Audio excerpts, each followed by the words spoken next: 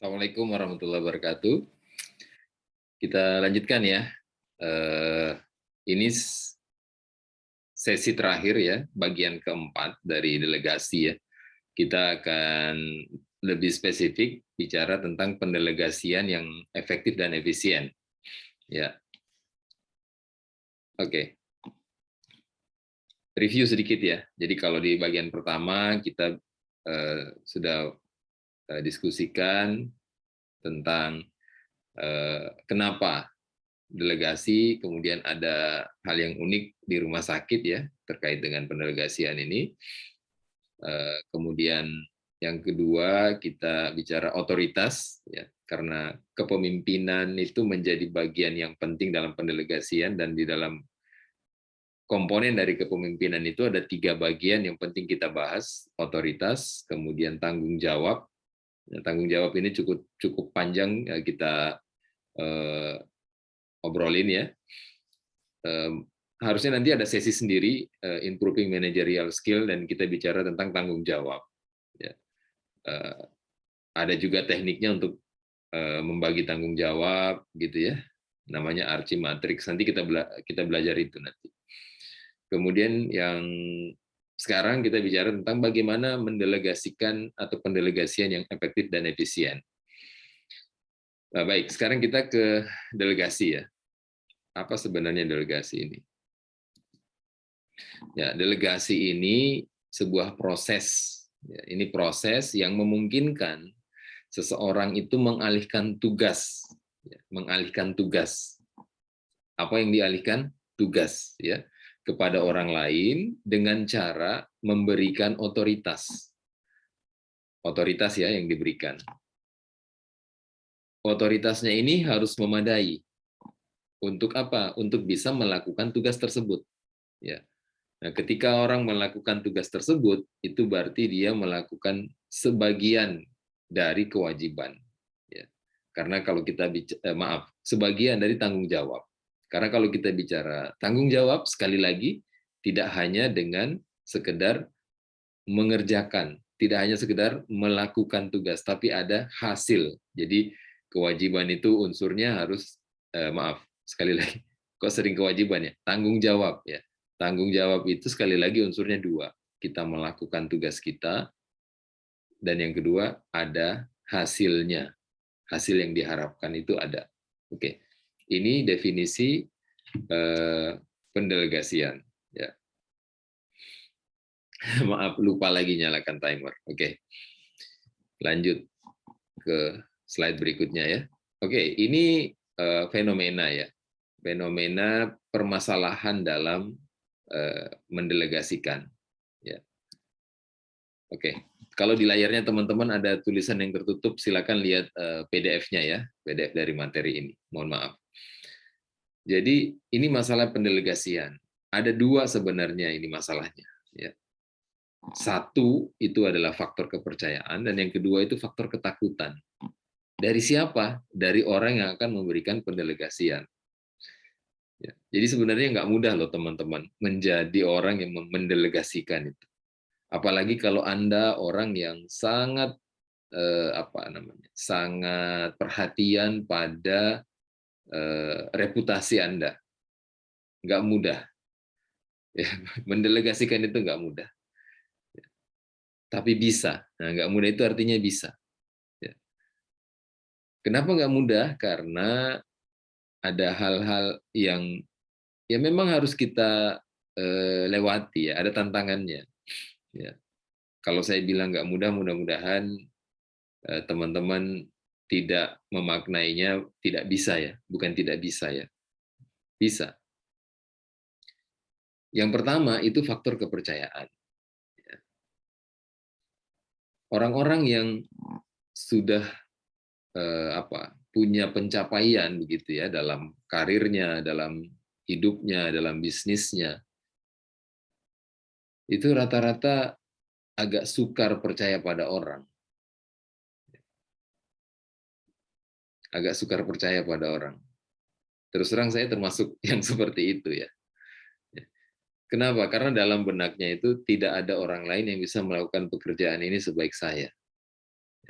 Jadi sukar untuk percaya.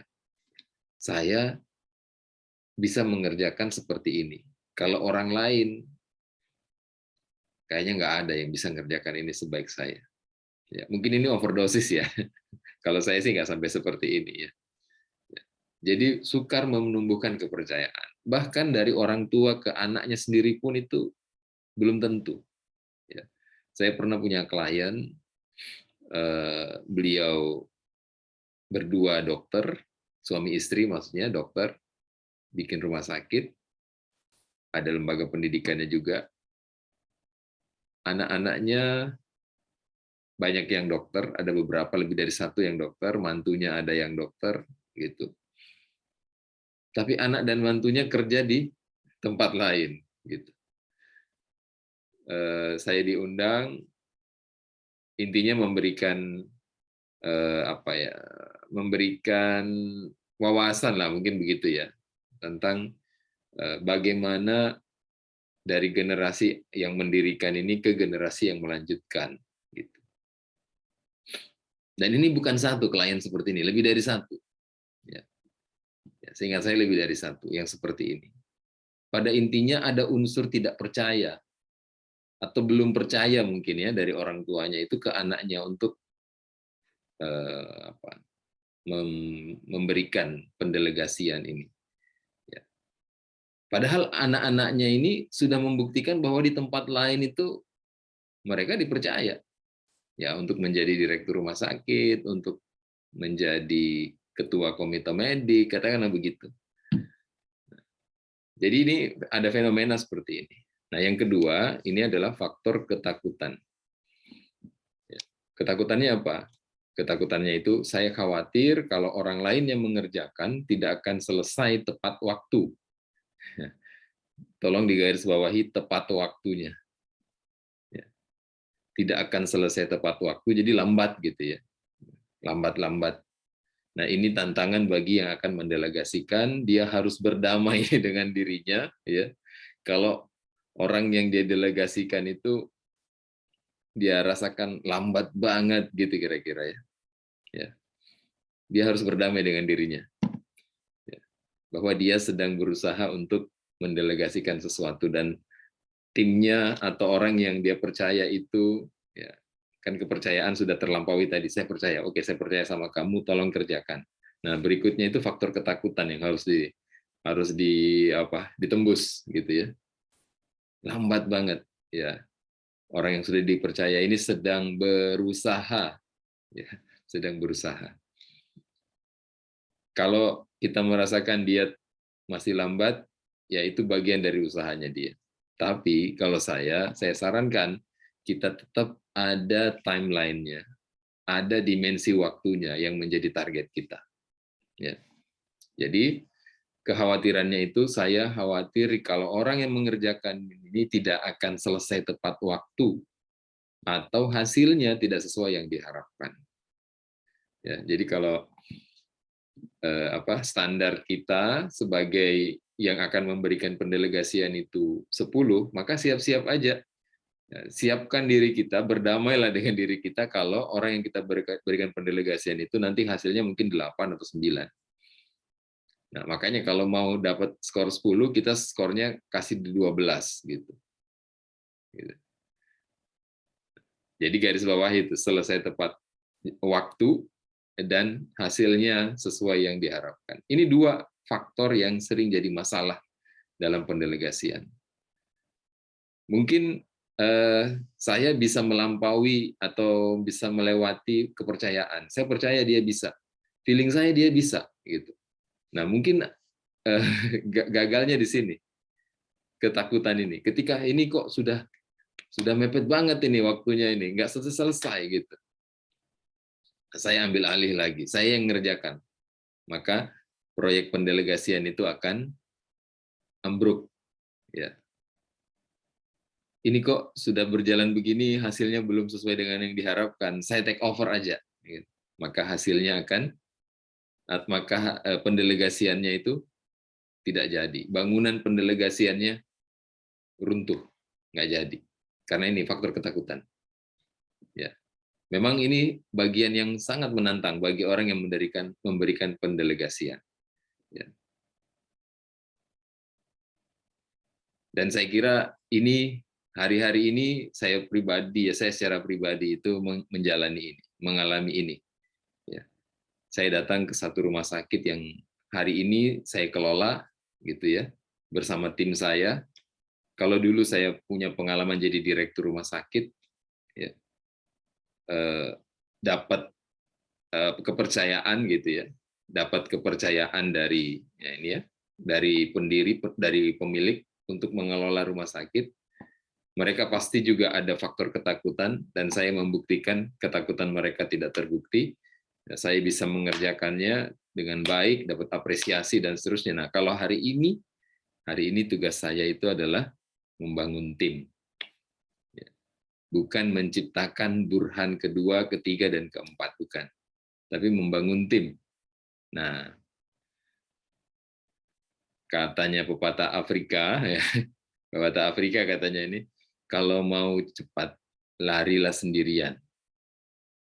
Tapi kalau mau lari dalam jangka waktu panjang, lama gitu, lari rame-rame gitu. Jadi tim itu kan bukan sendirian. Tim itu terdiri dari beberapa orang. Nah, ini pasti butuh waktu. Tidak secepat kalau saya sendirian. Saya tinggal milih sekarang, mau cepat tapi singkat-singkat atau panjang ya, berkelanjutan. Nah, saya sekarang memilih panjang dan berkelanjutan. Saya memilih untuk membangun tim. Kalau sebelumnya saya jadi direktur, saya berhenti dari satu rumah sakit, ditawarin di tempat lain, saya masuk sana, atau saya melamar, bikin CV, CV-nya bagus gitu kan, saya masukin, saya diterima. Itu personal, sendirian. Gitu.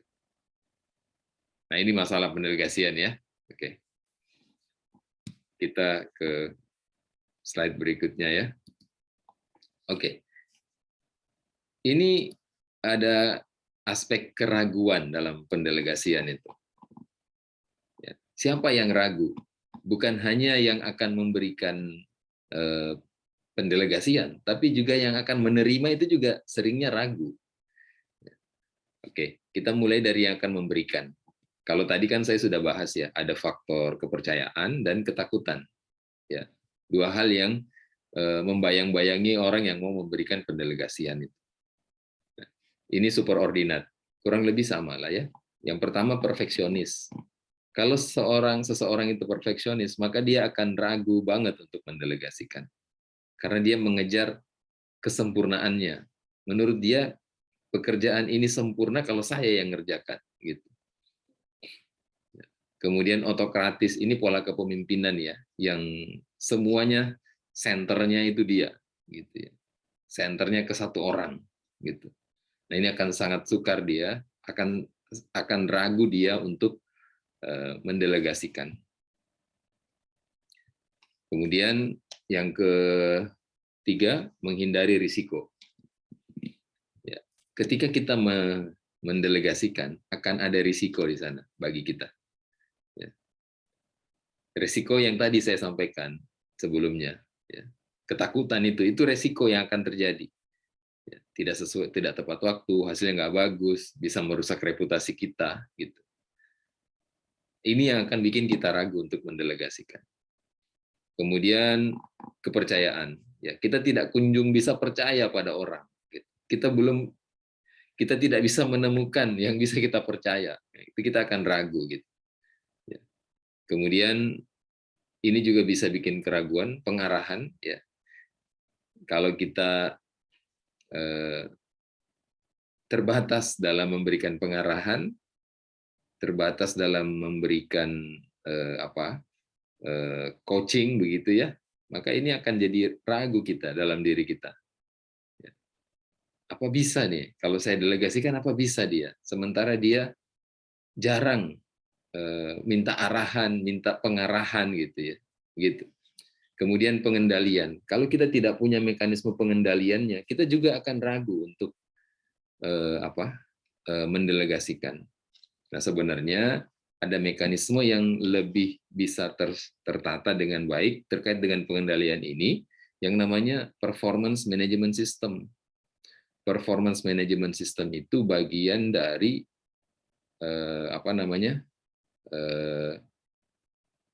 bagian dari pengendalian kita.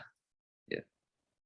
Oke, kemudian kompetisi ya berikutnya ada kompetisi antara atasan sama bawahan, itu bisa jadi ada kompetisi loh. Ya. Kita ragu untuk mendelegasikan, jangan-jangan nanti dia lebih hebat dari saya. Itu pikiran yang salah sebenarnya. Ya. Kemudian ketidakmampuan dari subordinat, ya kita menilai bawahan kita kurang mampu, ya dia tidak mampu. Ya. Kemudian ada ketidakmampuan atasan, justru atasannya yang tidak mampu, gitu. Tidak mampu untuk memberikan arahan yang cukup, tidak mampu untuk melakukan bimbingan, gitu. Itu jadi persoalan. Ini yang akan menimbulkan keraguan ketika kita melakukan pendelegasian. Kemudian dari unsur bawahan, ya, ini ada pekerjaan lain, ya, dia jadinya nggak fokus gitu ya, untuk melakukan tugas yang didelegasikan ini. Kemudian dia takut dikritik, ya, dia berpikir kalau saya menerima pendelegasian ini saya akan sering dievaluasi, dikritik dan seterusnya. Dia takut gagal, ya ketakutan dia akan gagal nanti nih kayaknya ini saya gitu. Kurang informasi atau sumber daya, dia merasa saya tidak punya sumber daya yang cukup nih untuk menjalankan ini. Kurang percaya diri, ya, tidak pede gitu lah ya. Kurang insentif, dia merasa ini nggak ada insentifnya apa-apa. Saya didelegasikan begini, tapi saya nggak dapat insentif apa-apa, misalnya begitu. Atau dia terbiasa disuapi, ya. Dia lebih senang, ya udah saya disuruh apa deh, diperintah apa gitu aja. Ya nggak usah disuruh mikir gitu kira-kira ya. Nah, ini dan yang terakhir dia lebih mudah untuk minta arahan. Ya, dia tidak terbiasa ngasih saran, ngasih usulan, ngasih draft, dia nggak terbiasa begitu. Dia datang ke atasannya, dia minta solusi, tolong solusinya apa. Gitu. Nah ini akan ada keraguan-raguan ketika